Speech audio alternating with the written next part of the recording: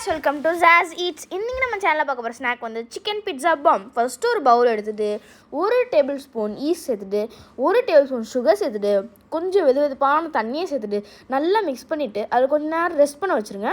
இப்போ ஆக்டிவேட் ஆனதுக்கப்புறம் 1 teaspoon salt சேர்த்துட்டு அப்புறம் நான் 2 கப் மைதா மாவு சேர்த்துட்டு நல்லா நீட் பண்ணிக்கோங்க.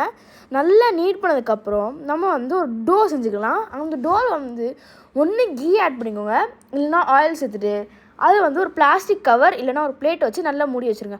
இப்போ நாங்கள் மேரினேட் பண்ண சிக்கனை வந்து ஃப்ரை பண்ண போகிறோம். அந்த மேரினேஷன் மசாலா பேர் வந்து கில்லர் மசாலா. இப்போ அந்த கில்லர் மசாலா மேரினேட் பண்ணி இந்த சிக்கனை வந்து நாங்கள் ஃப்ரை பண்ணதுக்கப்புறம் நம்மளோட டாப்பிங்ஸில் பார்த்தீங்கன்னா ஆனியன், கேப்சிகம், டொமேட்டோ நல்லா டைஸ் பண்ணி வச்சுக்கோங்க. ஒரு பாத்திரத்தை எடுத்துகிட்டு நம்ம pizza sauce, capsicum, onion, tomato அப்புறம் பிச்சு போட்ட சிக்கன் எல்லாத்தையும் சேர்த்துட்டு உங்களுக்கு இஷ்டத்துக்கு நீங்கள் பாட்டுக்கு போட்டு தள்ளுங்க அந்த சீஸை. இப்போது நம்மளோட டோ வந்து என்ன பண்ண போகிறோன்னா நல்ல ஒரு பஞ்ச் பண்ணிவிட்டு அதில் இருக்க கேஸ் எல்லாம் வெளியே வரணும். அதில் இருக்க கேஸ் எல்லாம் வெளியதுக்கப்புறம் நம்ம நல்லா நீட் பண்ணிக்கலாம். நல்லா நீட் பண்ணதுக்கப்புறம் அது வந்து ஒரு பவுல் ஷேப்பில் கொண்டு வரோம். அந்த மாவை இந்த பவுல் ஷேப்பில் கொண்டு வந்ததுக்கப்புறம் அதில் கொஞ்சம் மைதா மாவு சேர்த்துட்டு நம்மளோட ஃபில்லிங்ஸ் எல்லாம் சேர்த்துக்கோங்க. நம்ம ஃபில்லிங்ஸ் எல்லாம் சேர்த்ததுக்கப்புறம் நீங்கள் வந்து இன்னும் கொஞ்சம் சீஸ் வேணும்னா உங்களுக்கு ரொம்ப கஷ்டமாக இருந்துச்சுன்னா இன்னும் கொஞ்சம் சீஸை சேர்த்துக்கோங்க.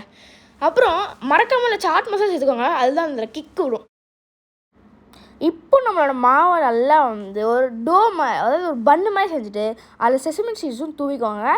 இப்போ அது வந்து ஒரு எக் வாஷ் பண்ணிக்கோங்க. அப்போ தான் அந்த ப்ரௌனிஷாக நல்லா க்ரன்ச்சியாக வரும். இப்போ வந்து 200 டிகிரி ஃபாரன்ஹீட்டில் வந்து நம்மளோட பன்னை வந்து 8 மினிட்ஸ் வைக்க போகிறோம். அப்போது தான் அந்த சீஸ் எல்லாம் மெல்ட் ஆகி நம்மளோட பன் நல்லா குக்காகி அப்படியே வரும். இப்போ அதை எடுத்துட்டு நீங்கள் சாப்பிடுங்களேன்.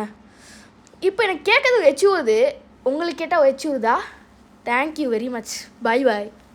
போயிட்டு வரேன் கைஸ்.